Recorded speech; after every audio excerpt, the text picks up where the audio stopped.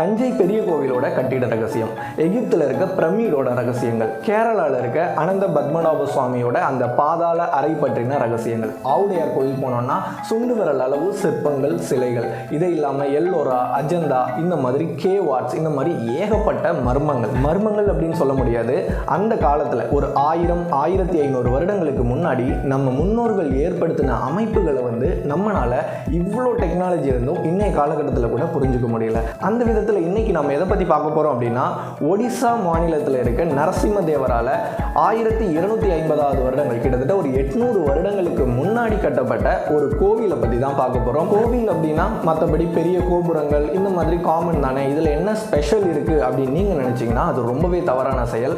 இன்னைக்கு வரைக்கும் கிட்டத்தட்ட 800 வருடங்கள் ஆயிடுச்சு இந்த சூரிய கோவிலை கட்டி. ஆனால் இந்த கோவிலை பற்றி வெறும் 20% மட்டும்தான் நம்மளோட டெக்னாலஜியை வச்சு நம்ம மனிதர்களால் புரிஞ்சுக்கப்பட்டது. அந்த 20% ஒரு மிகப்பெரிய ஆச்சரியத்தை ஏற்படுத்தியிருக்கு. அது என்ன அப்படிங்கிறத தான் இந்த வீடியோவில் பார்க்க போகிறோம்.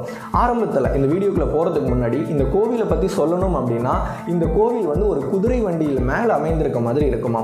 இந்த கோவிலில் தூண்கள் அப்படிங்கிறது எதுவுமே கிடையாது. முழுமையாக பார்த்தீங்க அப்படின்னா காந்த விசையை பயன்படுத்தி மட்டுமே இந்த கோவிலை கட்டியிருக்காங்க. 7 குதிரைகள் ஒரு ரதத்தை ஓட்டுற மாதிரி இருக்குமா. அதற்காக 24 சக்கரங்கள் இருக்கும். நம்ம ஒரு 100 வருஷத்துக்கு முன்னாடி 7 குதிரை 24 சக்கரம், இதை மட்டும்தான் நம்ம தெரிஞ்சிட்டு இருந்தோம். பட் ஆனால் அங்கே இருக்க மிஸ்ட்ரியை ஒரு சித்தர் எல்லாருக்கும் ரிவீல் பண்ணிட்டு போனார். அதெல்லாம் கேட்கும்போது நம்மளும் ஒரு செகண்ட் ஏன்டா இந்த டெக்னாலஜிக்கல் காலத்தில் வாழ்கிறோம், அந்த ஏன்ஷியன் பீரியட்லேயே வாழ்ந்துடலாமே அப்படிங்கிற அளவுக்கு நம்ம மைண்டை கொண்டு போனது. அவர் அப்படி என்ன சொன்னார் அப்படின்னா, அந்த சித்தர் என்ன பண்ணியிருக்காரு, அந்த கோவிலோட ஒரு சைடில் உட்காந்துருக்காரு. அதில் இருக்க ஒரு சக்கரத்தை இப்படியே பார்த்துட்டு இருக்காரு. சடனாக என்ன பண்ணுறாரு, அந்த சக்கரத்தோட பக்கத்தில் போயிட்டு ஏதோ கையை வச்சு ஏதோ பார்க்குறாரு. அங்கிட்டு வர டூரிஸ்ட் யாருக்குமே அதை பற்றி எதுவுமே தெரியல. அந்த சித்தர் ரொம்ப நேரமாக அந்த சக்கரத்தையே பார்த்ததுனால எல்லாருமே எல்லாரோட பார்வையும் அந்த சித்தரோட மேலேயே போயிடுச்சு. உடனே என்ன பண்ணுறாங்க, அந்த சித்தர்கிட்ட போயிட்டு, சாமி நீங்கள் அதில் என்ன பார்த்தீங்க, ரொம்ப நேரமாக அதையே பார்த்தீங்களே அப்படின்னு கேட்கும்போது, அது ஒரு சாதாரண சக்கரம் தானே, அதை எதுக்கு இவ்வளோ நேரம் பார்த்தீங்க அப்படிங்கிற மாதிரி இவங்க எல்லாம் கேள்வி கேட்க, அதற்கு அந்த சித்தர் என்ன சொல்கிறார் அப்படின்னா, இது வெறும் சக்கரம் கிடையாது, நம்மளோட ஒட்டுமொத்த காலநிலைகளையும் குறிக்கிற ஒரு அமைப்பு. அவர் அப்படி ஒரு ஆன்சர் சொன்னதும் அங்கே இருந்த எல்லாருக்குமே ரொம்பவே ஆச்சரியமாக இருக்குது. இதில் 1 or 2 கொஸ்டின்ஸையும் அவர்கிட்ட அவங்க கேட்க ஆரம்பிக்கிறாங்க. அதில் ஒரு முக்கியமான கொஸ்டின் என்ன கேட்குறாங்க அப்படின்னா, இப்போ ஈஸ்ட் டு வெஸ்ட்டில் இது ஈஸ்ட் பார்த்து இந்த சண்டையில் இருக்குது. ஸோ சூரியன் பிறக்கிறதுலேருந்து உதிக்கிறதுலேருந்து அந்த சைடு போகிற வரைக்கும் நீங்கள் பார்க்கலாம். பட் ஆனால் ஒரு குறிப்பிட்ட மணி நேரங்களுக்கு அப்புறமா சூரிய நிழல் இதில் படாதே, அப்போ நீங்கள் எப்படி இதை வச்சு மணி கண்டுபிடிப்பீங்க அப்படின்னு அவர்கிட்ட கேட்கும்போது, அவர் என்ன சொல்கிறாருன்னா, இதே அக்யூரேட்டோட இன்னொரு கடிகாரம், இன்னொரு சண்டையில் கோவிலோட ஆப்போசிட் சைடில் இருக்குது, அங்கே போயிட்டு அங்கே செக் பண்ணீங்க அப்படின்னா அங்கே நிழல் விழுக்கும் அப்படின்னு சொல்லியிருக்காங்க.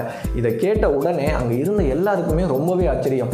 அதற்கப்புறமா அங்கே இருந்த ஒட்டுமொத்த 24 சக்கரங்களையும் மக்கள்கள் ஆராய தொடங்குறாங்க. பட் ஆனால் ஒன்றுமே அவங்களுக்கு புரியல.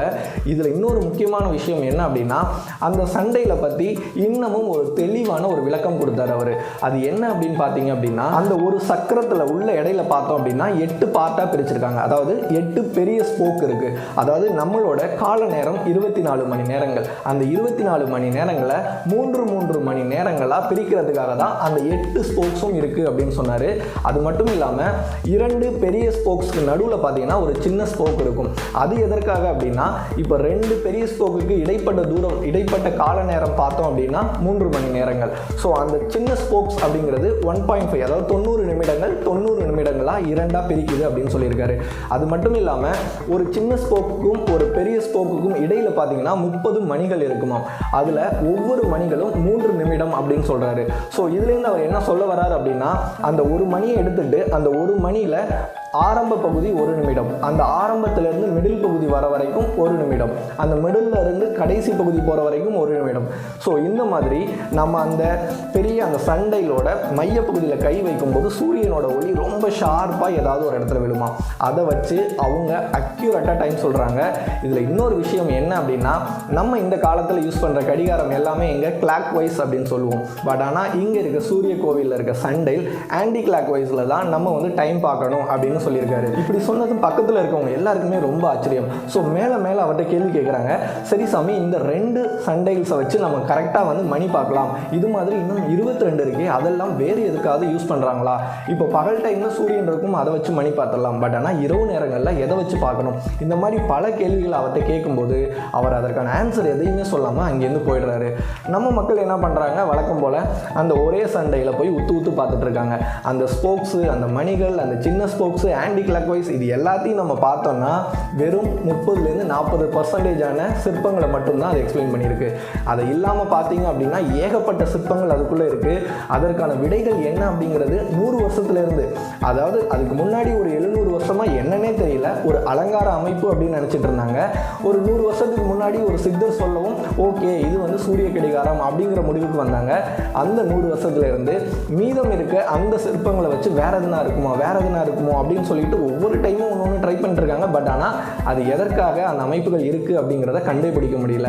பட் ஆனால் ஒரு சில வரலாற்று ஆய்வாளர்கள் இந்த மீதம் உள்ள சிற்பங்களை வச்சுட்டு என்ன சொல்கிறாங்க அப்படின்னா, தமிழர்கள் வந்து காலநிலைகள் வந்து குளிர்காலம், கோடைக்காலம், வெண்பனி, முதிர்பனி, இந்த மாதிரி ஒரு 6 காலங்களாக வந்து பிரித்து வச்சுருப்பாங்க.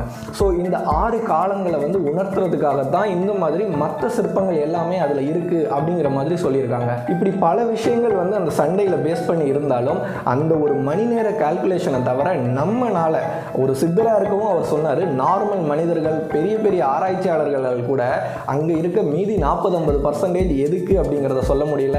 அது மட்டும் இல்லாமல் அந்த 2 சண்டைகளை தவிர மீதி இருக்க 22 பார்த்தீங்கன்னா இதே மாதிரி பல சிற்பங்களை வந்து உள்ளடக்கியது. அதெல்லாம் கண்டிப்பாக அப்போ ஏதோ ஒரு காரணத்துக்காக தான் கட்டியிருக்காங்க அப்படிங்கிறது நம்ம இந்த 2 சண்டைகளோட எக்ஸ்பிளனேஷன் வச்சே தெரிஞ்சுக்கலாம். பட் ஆனால் அந்த 22 சண்டையிலையும் எவ்வளவோ ஆராய்ச்சி பண்ணாலும் அதற்கான காரணங்களை இன்ன வரைக்கும் கண்டுபிடிக்கவே முடியல. உங்களுக்கு டைம் கிடைச்சது அப்படின்னா இவ்வளோ ஃபேமஸான அந்த கோனார்க் சண்டையில் அட்லீஸ்ட் ஒரு டைம் அது லைஃப்பில் பார்த்துருங்க, ரொம்பவே சூப்பராக இருக்கும். இந்த வீடியோ உங்களுக்கு பிடிச்சிருந்ததுன்னா சேனலுக்கு சப்ஸ்கிரைப் பண்ணி சப்போர்ட் பண்ணுங்கள். நம்மளோட அடுத்தடுத்த வீடியோவில் கோனார்க் டெம்பிளை பற்றி மேலும் என்னென்ன சிறப்புகள் இருக்குது அப்படிங்கிறத பதிவிடலாம். நன்றி.